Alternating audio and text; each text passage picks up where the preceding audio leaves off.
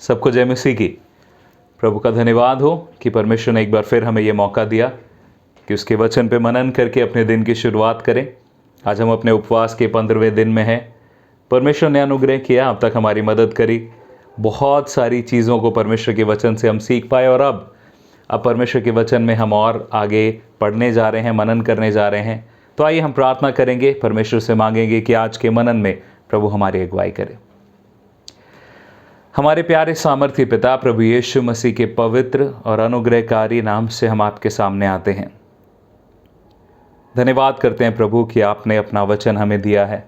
हमारे पास ये मौका है, अभी आज़ादी है कि हम आपके वचन को पढ़ सकते हैं प्रभु, उसका प्रचार कर सकते हैं, उसे सुन सकते हैं। परमेश्वर आपकी कृपा के लिए आपका धन्यवाद करते हैं। आपसे मांगते हैं यहोवा परमेश्वर कि जब आज हम आपके वचन पे मनन करते हैं तो आज प्रभु आप हमारे हृदय को प्रभु आप कायल करें, हमारे हृदय को ऐसा करें कि हम और प्रभु आज के ख़ास इस वचन को परमेश्वर पिता हम अच्छे से समझने पाएँ। पवित्र आत्मा आप हम सब की अगुवाई करें प्रभु। आपसे मांगते हैं परमेश्वर हमसे बात करें। मैं अपने लिए प्रार्थना करता हूँ प्रभु मुझसे बात करें, मेरे द्वारा बात करें प्रभु, ताकि आज हम सब वो सुनने पाएँ जो आप हमसे कहना चाहते हैं, हम समझने पाएँ जो आप हमें सिखाना चाहते हैं प्रभु। प्रार्थना करते हैं हम पे कृपा करें, प्रभु यीशु मसीह के पवित्र नाम से मांगते हैं, आमीन। जैसा कि कल मैंने आपको बताया था, कल हमने यशायाह नबी की पुस्तक में से देखा, यशायाह भविष्यवक्ता की पुस्तक में से, कि उसने एक वायदा किया, एक वायदा जो परमेश्वर ने यशायाह के द्वारा इस्राएल के लोगों से किया। और ये वायदा बहुत पीछे जाता है।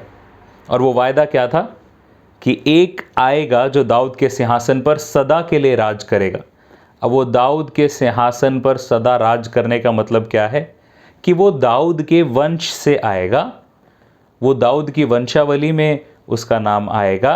और फिर जो सिंहासन पे, जिस सिंहासन पे वो विराजमान हो रहा है, वो कोई शारीरिक सिंहासन नहीं होगा जो कुछ समय बाद नाश हो जाए। उसका आत्मिक राज्य होगा जो हमेशा चलता रहे। और ये एक मसीहा के लिए एक भविष्यवाणी थी जिसका इंतज़ार सब लोग कर रहे थे। और आज जिस वचन पे हम जा रहे हैं, अब हमने पुराने नियम को यहाँ पर कल ख़त्म किया था और आज के दिन हम नए नियम में प्रवेश करने जा रहे हैं। और ये नया नियम क्यों कहा जाता है? इसमें नया क्या हुआ?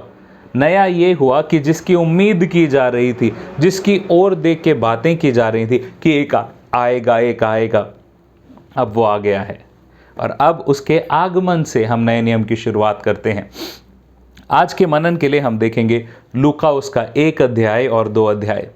अब इस पर मैं बहुत ज़्यादा नहीं प्रचार करूंगा, क्योंकि अभी हमने क्रिसमस पे इसी लूका की पुस्तक में से बड़ी गहराई से एक एक हिस्से को, क्या क्या घटनाएं हुई, हमने चरवाहों के बारे में देखा, फिर हमने उन लोगों के बारे में देखा, कैफा के बारे में, हन्ना के बारे में, और फिर हमने देखा कि क्या क्या प्रभु यीशु मसीह के आगमन से पहले घटा। हमने यूहन्ना बपतिस्मा देने वाले के आने के बारे में भी देखा, और फिर प्रभु यीशु मसीह का जन्म हुआ।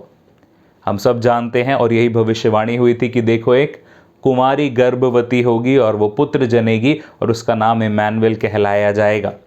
और यही जब यीशु मसीह का जन्म हुआ, जब हम 2 अध्याय में देखते हैं, लूका 2 अध्याय में, तो फिर प्रभु यीशु मसीह का जब जन्म हुआ, उसके बाद फरिश्ते ने जो कहा था उसी रीति से उसका नाम रखा गया, और वो सारी बातें।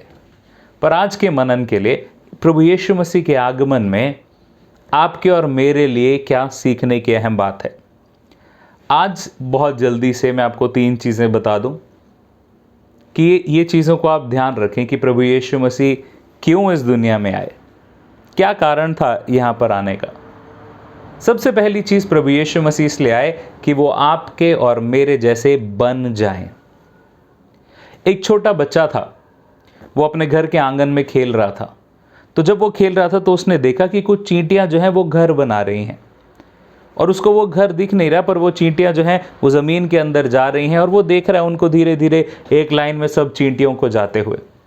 कुछ दूरी पे उसकी बहन अपनी गुड़िया को, अपनी डॉल को नहला रही थी। थोड़ी देर बाद उसने अपनी गुड़िया को नहला लिया और जो पानी था वो उसने उंडेल दिया। जब वो पानी उंडेला तो वो पानी बहता बहता वो चींटियों की तरफ आने लगा। अब ये लड़का चिल्ला रहा है, चींटियों को बोल रहा है, चींटियों भाग जाओ, पानी आ रहा है, तुम मर जाओगी, भाग जाओ भाग जाओ। पर चींटियां कहाँ सुन पाती। वो लड़का बहुत दुखी हुआ। उसने खाना नहीं खाया, परेशान रहा। शाम को उसके पिता आए और पिता ने देखा कि मेरा बेटा बड़ा निराश है। पूछा उससे क्या हुआ। कहता पापा मैंने वो चींटियों को बहुत समझाने की कोशिश करी, मैंने बहुत बोला, मैं बहुत चिल्लाया, उन्होंने मेरी बात सुनी क्यों नहीं, और क्योंकि उन्होंने सुनी नहीं तो वो पानी आ गया और वो सब डूब के मर गई। वो बड़ा निराश था। तो उसके पापा ने उसको समझाया कि बेटा वो चींटियां इसलिए तेरी बात नहीं सुन पाई, तेरी बात नहीं समझ पाई क्योंकि तू उनके जैसा नहीं है और वो तेरे जैसी नहीं है। उनसे बात करने के लिए या तो तुझे चींटी बनना पड़ेगा या चींटियों को तेरे जैसा बनना पड़ेगा। अब आप और मैं अपने आप में परमेश्वर तो बन नहीं सकते थे, तो सोच के देखिए कि उस सृष्टिकर्ता परमेश्वर ने ये निर्धारित किया कि वो अपने इकलौते पुत्र को, अपने जिंदा वचन को इस पृथ्वी पर देहधारी करके भेजे। प्रभु यीशु मसीह इस दुनिया में इसलिए आए ताकि आप और मैं वो हमारे जैसे बन जाएं। वो देह को धारण करके इस पृथ्वी पर आए ताकि वो भी इंसानों में गिने जाएं। और वो क्यों गिने जाना था वो भी हम आगे देखेंगे। अभी दूसरी चीज़ कि वो पहली चीज़ वो इसलिए आए कि हमारे जैसे बने, पर दूसरी चीज़ कि वो हमसे बेहतर बने ताकि हमारे लिए एक बेहतर उदाहरण हो सके। हम सब कहते हैं कि अरे ये तो बड़ा मुश्किल है, ये तो मुझसे नहीं हो सकता, अरे इंसान है जी, झूठ तो बोला ही जाएगा, पाप तो हो ही जाएगा। ये सारी चीज़ें प्रभु यीशु मसीह ने इस पृथ्वी पे एक आम इंसान, कोई राजा नहीं पर एक बिल्कुल आम कॉमन इंसान, उसकी तरह इस दुनिया में आए और उसी की तरह जिए। और यीशु मसीह के आखिरी दिन, आखिरी घड़ी तक भी कोई यीशु मसीह पर सही आरोप नहीं लगा पाया कि इसने ये गलत किया या यहाँ पे ये आज्ञा का उल्लंघन किया। यीशु मसीह के विरोधी भी कोई उनमें खोट नहीं निकाल पाए। यीशु मसीह ने एक सर्वश्रेष्ठ परफेक्ट जीवन जिया। तो तीसरी और अहम बात, मरकुस 10:45, प्रभु यीशु मसीह क्यों आए? ताकि आपके और मेरी जगह पे वो बलिदान हो जाएं। अगर एक इंसान ने पाप किया है तो उसकी सज़ा भी इंसान को ही भुगतनी है। मनुष्य जाति ने पाप किया, परमेश्वर के अनुग्रह से वंचित हो गए थे। प्रभु यीशु मसीह ने आके दोबारा वो रिश्ते को, देखिए परमेश्वर का अधिकार वो सब कुछ था पुराने नियम में, परंतु रिश्ता जो अदन की वाटिका में था वो रिश्ता प्रभु यीशु मसीह के आने के द्वारा ही दोबारा स्थापित हुआ। आज आपके पास मौका है कि आप परमेश्वर के साथ एक जिंदा रिश्ता बना सकते हैं। मौका मैं क्यों कह रहा हूं? क्योंकि ये आपके लिए एक मौका है, चुनना आपको है और मुझे है। कई लोगों के पास मौका तो है पर उसको चुनते नहीं है। कई लोगों के पास अब ये वीडियो बना के हम भेज रहे हैं, उसका कारण क्या है? मुझे कोई फर्क नहीं पड़ता कि हमारे वीडियोस को कितने लोग लाइक कर रहे हैं, कितने लोग शेयर कर रहे हैं, कितने लोग वो करें, पर मैं हर दिन देखता हूँ ये वीडियो को कि कितने लोगों ने आज के वीडियो को देखा। और जब मुझे ये दिख जाता है कि 30 से 40 के आसपास लोगों ने देख लिया तो मुझे हो जाता है कि हाँ, हमारे चर्च के जो लोग हैं सब परिवारों ने तो कम से कम देख लिया। मौका सबके पास है, पर कुछ दिन मैं देखता हूँ कि ये जो सुबह उठ के प्रार्थना करने का समय है वो हम नहीं इस्तेमाल करते। कई लोग सुबह उठ के ये मनन के साथ अपने दिन की शुरुआत नहीं कर रहे हैं। ये मौका है मेरे प्रियो, परमेश्वर ज़बरदस्ती नहीं करेगा किसी के साथ, ना आपके साथ, ना मेरे साथ, ना किसी के भी साथ। प्रभु यीशु मसीह ने इस पृथ्वी पर आकर सब कुछ जो चाहिए था वो सब कुछ पूरा कर दिया। हर एक चीज जिसकी जरूरत है मनुष्य को स्वर्ग में पहुंचने के लिए, वो हर काम, वो हर चीज, वो हर द्वार प्रभु यीशु मसीह ने खोल दिया। पर क्या आज आप और मैं निर्णय लेंगे कि हम जैसा प्रभु ने वो जो द्वार खोला है हम वैसे ही जिए?